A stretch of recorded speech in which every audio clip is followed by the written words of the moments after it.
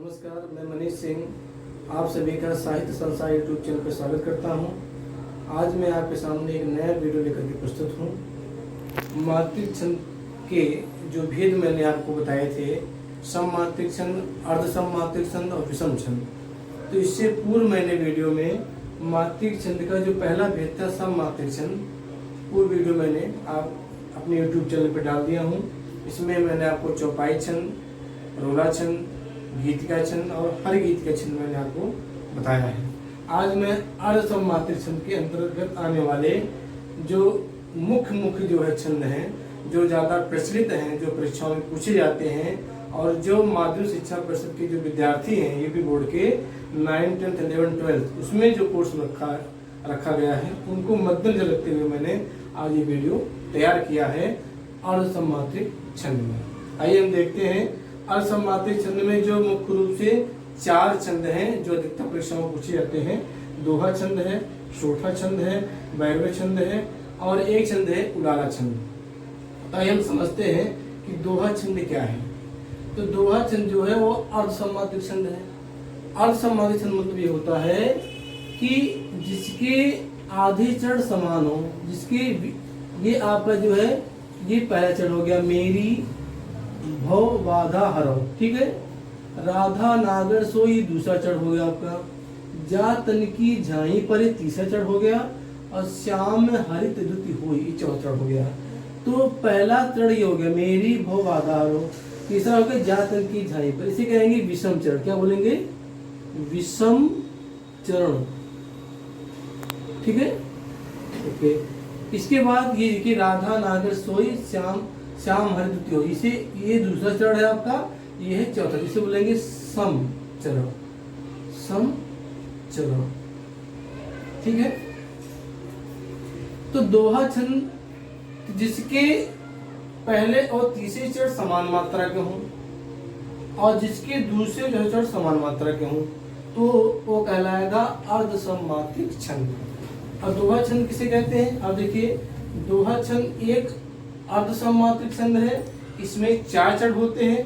पहला चरण मेरी भव बाधा हरो पहला हो गया, राधा नागर सोई दूसरा चरण हो गया, जा तन की झाई पर तीसरा चरण हो गया, श्याम हरित द्युति होई चौथा चरण हो गया। तो जिसके पहले और तीसरे चरण में, ये विषम चरण से बोलते हैं, पहला और तीसरा, ठीक है, ये पहला तीसरा, जिसके पहले और तीसरे चरण में 13-13 मात्रा होती है और सम चरणों में यानी दूसरे चौथे चरणों में 11-11 मात्रा होती है, तो दोहा छंद कहलाएगा। तो मैंने बिहारी का दोहा लिखा, यहाँ पर लिखा हूँ, और ये बिहारी सतसई उनकी एक मात्र रचना है बिहारी लाल की, जो पहला दोहा है जिसमें उन्होंने राधा की उन्होंने वंदना की है, राधा और श्री कृष्ण की वंदना की है। कि कोई भी कवि जो होता है, कोई भी काव्य विश्लेषण करता है तो शुरुआत वह प्रभु की वंदना करता है, जिससे वह जब काव्य पूरा करे उसके बीच में कोई विघ्न ना आए, इसीलिए वो पहले वो प्रभु की वंदना करते हैं। आइए हम मात्रा लगा के देखते हैं क्या इसके प्रथम चरण में 13 मात्रा आ रही नहीं आ रही। देखिए ये यहाँ पर एक मात्रा, इसलिए गुरु, यहाँ बड़ी मात्रा है तो गुरु, यहाँ पर कोई मात्रा नहीं है, लघु लघु गुरु गुरु, यहाँ पर है लघु, यहाँ पर गुरु, ठीक है। अब देखिए आते कि नहीं, 2, 2, 4, 5, 6, 2, 8, 2, 10, 3, 13 मात्रा आ गई ना पहले चरण में। अब इसमें दूसरे चरण देखते हैं, ये देखिए दीर्घ है, गुरु गुरु गुरु, लघु लघु छोटी मात्रा है, वो की मात्रा है गुरु और लघु। इसमें कितनी मात्रा जानी? 11, 2, 2, 4, 2, 6, 7, 8, 3, 11, ठीक है। अब इसमें भी 13 मात्रा है तीसरे चरण में। देखिए जा आ की मात्रा है तो गुरु, लघु लघु गुरु, आ की मात्रा है जहाँ पे तो गुरु, ई की मात्रा बड़ी मात्रा है तो गुरु, यहाँ पा पे कोई मात्रा नहीं है, ह्रस्व आ है तो इसलिए लघु, यहाँ पर आ की मात्रा है तो गुरु। अब देखते हैं 2, 1, 3, 1, 4, 4, 2, 6, 6, 2, 8, 8, 2, 10, 3, 13, ठीक है। और फिर श्याम, ये देखिए मैंने बताया था जब मैंने आपको छंद विवेचन का पार्ट 1 जहाँ पे छंद की परिभाषा, छंद के अंग समझाए थे, उसमें मात्रा लगाना भी आपको सिखाया था। उसमें बताया था कि अगर कोई शब्द है उसकी शुरुआत में ही कोई आधा वर्ण है तो काउंट में नहीं किया जाता है।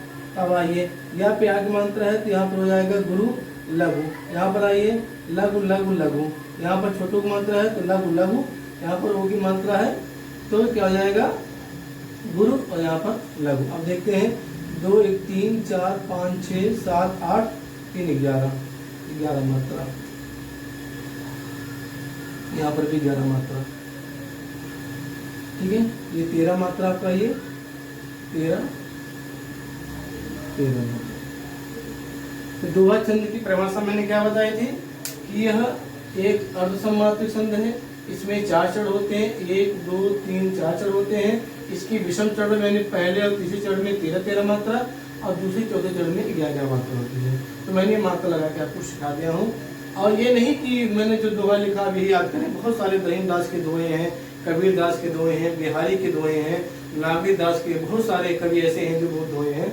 और आपके जो है तुलसीदास के दोहे हैं, मलिक मोहम्मद जायसी के दोहे हैं, जो भी आपको आसानी से याद हो सके वो दोहा लिखिए। हाँ, ध्यान रखिएगा कि मात्राओं का विशेष ध्यान शब्दों पे जरूर रखिएगा। आइए हम होते हैं सोरठा छंद। सोरठा जो छंद होता है वह दोहा छंद का ठीक विपरीत होता, उल्टा छंद होता है, ठीक उल्टा। जैसे दोहा छंद मैंने बताया था कि पहले और तीसरे में 13 मात्रा होती है, और बल्कि सोरठे में पहले तीसरे में 11 मात्रा होती है।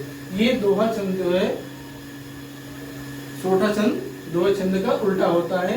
ये प्रतियोगी परीक्षा में पूछा जाता है कि सोरठा छंद किस छंद का उल्टा होता है, विपरीत होता है, तो उसका जवाब होगा दोहा छंद का।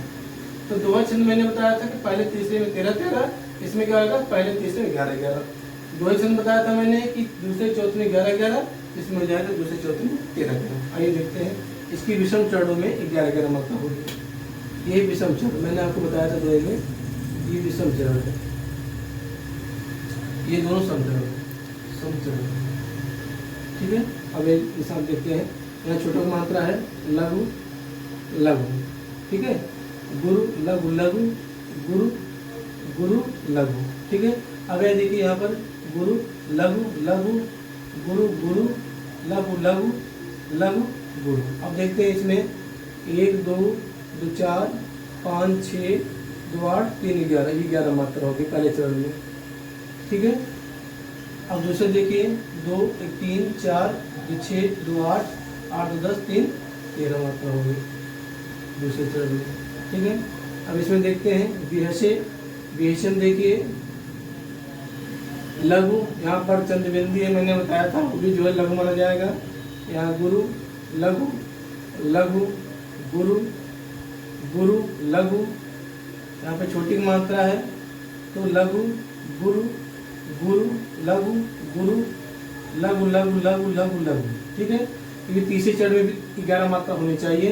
1 2 4 5 6 2 8 3 11 मात्रा यहाँ पर भी है, ठीक है ना। और फिर देखते हैं 3 3 2 5 5 1 6 6 2 8 और 8 3 11 2 13 मात्रा, ठीक है। तो सोरठा छंद की परिभाषा फिर देख लीजिए। यह एक अर्धसमात्रिक छंद है, इसमें 4 चढ़ होते हैं, 1 शून्य केवट के बैन, ये प्रथम चढ़ हो गया, प्रेम लपेटे अटपटे ये दूसरा चढ़ हो गया, विहिसे करुणा एन तीसरा चढ़ हो गया, चिते जानकी लखन तन चौथा चढ़ हो गया। जिसके पहले यानी तीसरे चढ़ यानी विषम चढ़ में 11 मात्रा और सम चढ़ में दूसरे चौथे चढ़ में 13 मात्रा होती है, वहाँ पर सोरठा छंद होता है। इस छंद इस उदाहरण के अलावा और भी बहुत सारे उदाहरण आपको मिल जाएंगे रामचरितमानस में, जो तुलसीदास की रचना है वहाँ से आप देख लेंगे। इसके अलावा भी अब आते हैं वैरव्य छंद, ये भी अर्धसमात्रिक छंद है। इसमें क्या होता है, इसकी जो विषम चढ़ है यानी पहला तीसरा चढ़ है, जो विषम चढ़ है, विषम चढ़ में 12 मात्रा होती है। कितने 12 मात्रा पहले और तीसरे चढ़ में। दूसरी चौथे चढ़ में क्या होती है 7 मात्रा, 7 मात्रा 12 मात्रा। आइए देखते हैं। वाम अंग शिव शोभित शिवा उदार, शरद सुवारित में जनु सहित विहार। आइए देखते हैं यहाँ पर मात्रा है तो गुरु लघु, यहाँ पर अंग की बिंदी से अनुस्वार बोलते हैं तो ये मात्रा में से दीर्घ माना जाएगा, तो गुरु लघु लघु लघु। यहाँ पर की मात्रा है तो गुरु, यहाँ पर छोटी मात्रा है लघु लघु, ठीक है। यहाँ पर छोटी मात्रा है लघु गुरु लघु गुरु लघु। ठीक है, अब यहाँ देखते हैं शरद सुवारिद में लघु लघु लघु लघु छोटा हुआ ना, आगे मात्रा है तो गुरु लघु लघु, यहाँ लेके मात्रा है तो गुरु लघु लघु, यहाँ साइड में आइए लघु लघु लघु लघु गुरु लघु। अब काउंट करते हैं, पहले चरण कितना है, 2 1 3 3 2 5 1 6 7 8 9 10 11 12, कितने हो गए 12 मात्रा पहले चरण में। और दूसरी चरण देखते हैं 3 3 1 4 4 3 7 मात्रा।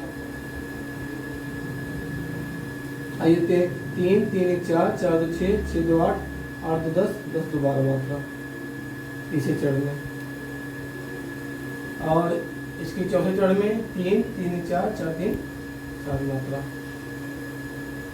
ठीक है, तो ये 3 मैंने आपकी अर्धसमात्रिक छंद के बारे में बताया। दोहे छंद मैंने बताया, फिर से आप ध्यान सुनिए। दोहे छंद का इसमें 4 चरण होते हैं। यह एक अर्धसमात्रिक छंद है। इसकी विषम चरणों में 13-13 मात्रा, सम चरणों में 11-11 मात्रा। छोटा जो दोहे छंद का ठीक उल्टा होता है, इसकी विषम चरणों में 11-11 मात्रा और सम चरणों में 13-13 मात्रा। बैरवे भी एक अर्धसमात्रिक छंद है। इसमें 4 चरण होते हैं और विषम चरणों में 12-12 मात्रा और सम चरणों में 7-7 मात्रा होती है। आइए हम लोग एक चौथा छंद देखते हैं अर्धसमात्रिक छंद के अंतर्गत, जिसे बोलते हैं उलाला, जो बहुत ही फेमस है, परीक्षा में पूछा जाता है। आइए हम अर्धसमात्रिक का जो चौथा छंद जो सबसे लोकप्रिय है और परीक्षाओं में पूछा भी जाता है, वह है उलाला छंद। ये भी अर्धसमात्रिक छंद के अंतर्गत आता है। इसमें क्या है, इसकी जो विषम चरण है, ये देखिए, हम खेले कूदे हर्ष, ये पहला चरण हो गया आपका। ठीक है, जिसकी प्यारी गोदनी, दूसरा चरण हो गया। हे मातृभूमि किसको निरख, मग्न क्यों न हो मोदिनी, ये तीसरा चरण हो गया आपका। ये मातृभूमि किसको निरख और मग्न क्यों न हो मोदी, चौथा चरण हो गया। तो मैंने बताया ये पहला तीसरा जो है विषम चरण है। क्या है, विषम चरण, पहला तीसरा। ये दूसरा चौथा क्या है, सम चरण। क्या है, सम चरण। तो उलाला की विषम चरण में 15-15 मात्रा होती है, यानी पहले चरण में 15 मात्रा और तीसरे चरण में 15 मात्रा, और जबकि दूसरे और चौथे चरण में 13-13 मात्रा होती है। यानी इसमें पहले चरण में 15 मात्रा, तीसरे चरण में 15 मात्रा, दूसरे चरण में 13 मात्रा और चौथे चरण में 13 मात्रा। ठीक है, यानी विषम चरणों में 15 मात्रा, सम चरणों में 13 मात्रा। तो ये मैंने जो उदाहरण लिया है बड़ा सा सरल सा लिया है। ये है मैथिली शरण गुप्त की कविता है मातृभूमि, उससे मैंने लिया है। और बड़ा ही उन्होंने सरल ढंग से इसे मातृभूमि को जो है इन्होंने उपमित किया है। कहते हैं कि हम खेले कूदे हर्ष जिसकी प्यारी गोद में, हे मातृभूमि हमने अपना बचपन जो है आपकी ही इस मिट्टी पर, इसी मिट्टी में हमने हंस खेल करके हम लोग बड़े हुए हैं तुम्हारी प्यारी गोद में। हे मातृभूमि इसको निरगमन क्यों न गोद में, हे माँ जब भी हम लोग आपको देखते हैं तो हम लोग अत्यधिक प्रसन्न हो जाते हैं। माँ, यहाँ पर मैथिली शरण गुप्त ने मातृभूमि को वर्णन किया है, जो मातृभूमि जो एक मेरी माँ होती है। एक माँ होती है जो जन्म देती है और दूसरी माँ जो होती है हमारा पालन पोषण करती है, उसे कहते हैं मातृभूमि। इसी पृथ्वी बोलते हैं, वसुंधरा बोलते हैं, उसका उन्होंने वर्णन किया है। आइए हम मात्रा लगा के देखते हैं। इसके प्रथम चरण में 15 मात्रा है, नहीं है। देखिए ये लघु लघु, गुरु गुरु गुरु गुरु, यहाँ पर देखिए ऊपर रहा है इसलिए जो है दीर्घ माना जाएगा, तो क्या आ जाएगा गुरु लघु लघु लघु। ठीक है, यहाँ पे छोटी मात्रा लघु लघु गुरु। यहाँ आधा आधा पा है, तो मैंने बताया था कि शब्द के शुरू में अगर आधा वर्ड है तो काउंट नहीं किया जाता है। तो यहाँ पर जाएगा, यहाँ पे मात्रा है तो गुरु, यहाँ पर बड़ी मात्रा है तो गुरु, गोद में गुरु, लघु में पे गुरु। अब आते यहाँ पर हे तो गुरु गुरु। ठीक है, अगर यहाँ पर आपकी मात्रा ना होती तब भी ये गुरु हो जाता, क्योंकि यहाँ पर ताक नीचे र लगा हुआ है, तो यहाँ पर जो है शुरू पहले से ही यहाँ पर आके मात्रा है तो कोई फर्क नहीं पड़ेगा, तब भी गुरु माना जाएगा। तो लघु यहाँ बड़ी मात्रा है गुरु, सॉरी गुरु लघु। ठीक है, लघु लघु गुरु। छोटी मात्रा लघु लघु लघु।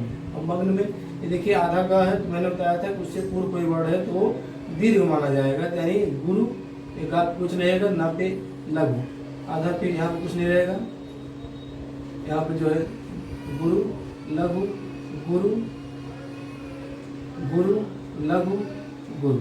अब आइए हम काउंट करते हैं। पहले चरण में 15 मात्राएं नहीं आ रही है, 1 2 2 4 2 6 2 8 10 2 12 3 15, ठीक है। इसकी तीसरी चरण में देखते हैं, 2 2 4 5 2 7 8 9 10 2 12 3 15, ठीक है। अब इसके दूसरी चरण में देखते हैं, 1 2 2 4 2 6 2 8 10 10 2 12 13, ठीक है। इसकी चौथे चरण में देखते हैं, 2 1 3 3 2 5 1 6 6 2 8 8 2 10 3 13। तो उलाला छंद मैंने बताया कि इसके विषम चरणों में 15-15 मात्रा और सम चरणों में 13-13 मात्रा होती है। यह एक अर्ध सम्मात्रिक है, इसमें 4 चरण होते हैं। तो मैंने आपको इस वीडियो में 4 अर्ध सम्मात्रिक छंद बताए हैं जो बहुत ही प्रसिद्ध हैं, परीक्षा में पूछे जाते हैं और यूपी बोर्ड के 9th 10th 11th 12th परीक्षाओं में भी सिलेबस में रखा गया है। तो ये मैंने मात्रिक छंद के अंतर्गत आने वाले जो 3 भेद मैंने बताए थे, सममात्रिक छंद, अर्ध सममात्रिक छंद और विषम छंद। तो सममात्रिक छंद को पहले मैंने वीडियो बना चुका हूँ, इसमें आपको मैंने पुनः बताता हूँ। चौपाई छंद, रोला छंद, गीतिका छंद, अगीतिका छंद और अर्ध सममात्रिक छंद को मैंने इस वीडियो में बनाया हूँ, दोहा, सोरठा, वैद्य, उलाला। तो जो परीक्षाओं में पूछे जाते हैं, जो फेमस भी हैं, जो लोकप्रिय हैं, उन्हीं छंदों को मैंने यहाँ पर लिया हूँ। तो मुझे पूरी उम्मीद है कि आज आपने अर्ध सम्मात्रिक छंद जो हैं, जो चारों मैंने आपको बताए, समझ गए होंगे। अगर कोई भी दिक्कत होती है तो आप मेरे YouTube चैनल साहित्य संसार में कमेंट में जाएंगे और वहाँ पर कमेंट करेंगे तो मैं आपके यथासंभव उसका निदान अवश्य करूँगा। आज के लिए बस इतना ही। अगले वीडियो में फिर मैं एक नया वीडियो लेकर आऊँगा। तब तक के लिए नमस्कार।